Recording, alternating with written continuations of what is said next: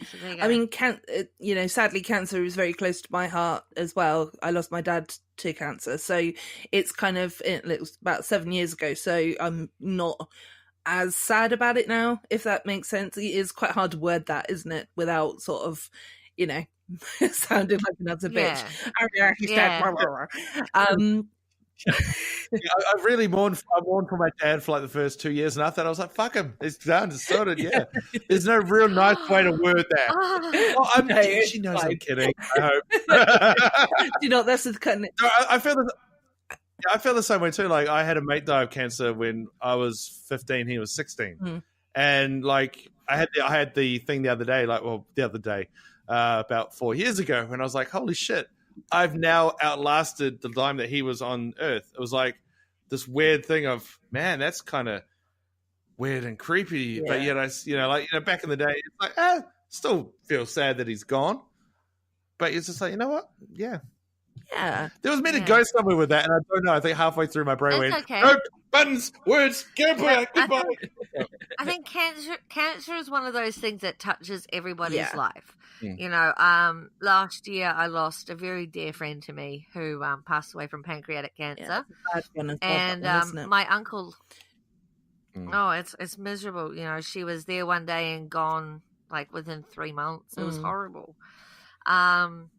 And I didn't get to say goodbye because every time she was well enough to have visitors, I had a cold, and I thought, well, I don't want to make her more unwell because she has no immune system. Yeah, of course. Now.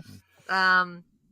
And then I get the call that she'd passed, and it was just the most devastating day of my life. And, and then a few months later, my uncle died of he had brain cancer. It was horrible.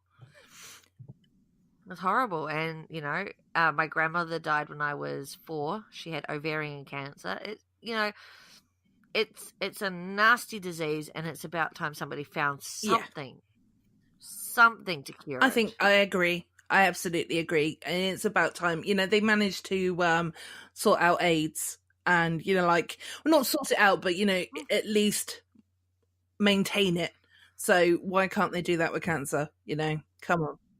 Yeah. Exactly. People with AIDS have a much higher not that that's a fun disease rate of survival these days. No, but they do.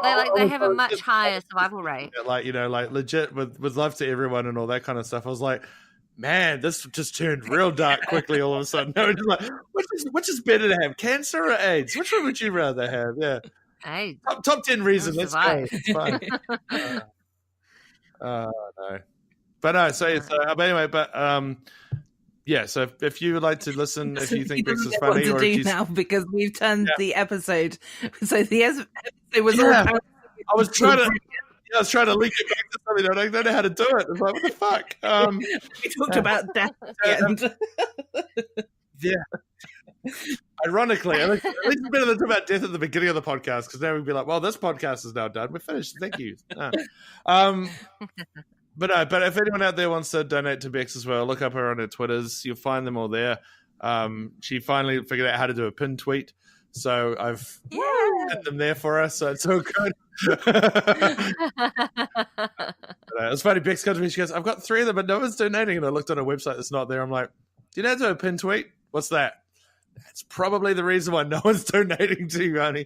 So we made one up for anyway. So check it out. And but once again, thank you very much, Gemma, for spending an hour with us and wasting an hour you're not going to get back. Yep, no. Aww. Don't worry. I'll listen to this episode and waste another hour as well. No, I know. I love it. Knowing you probably recorded this on your side, and then when you download our version, you'll be like, "Wait, what did he cut out, motherfucker?"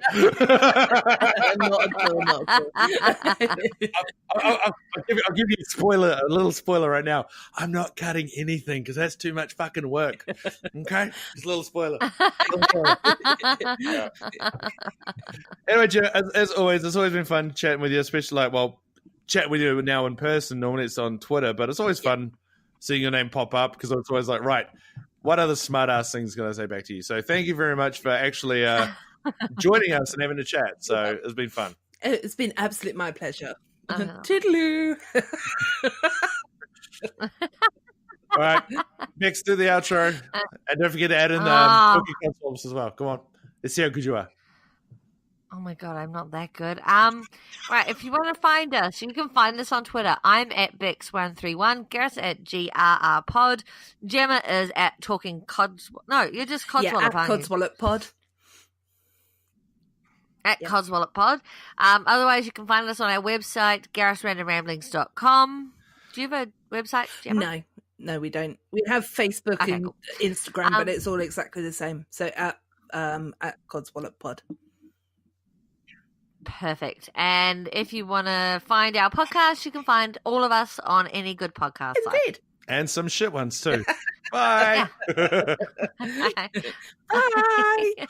He's just a guy, he loves to ramble randomly across the wire. It's Gareth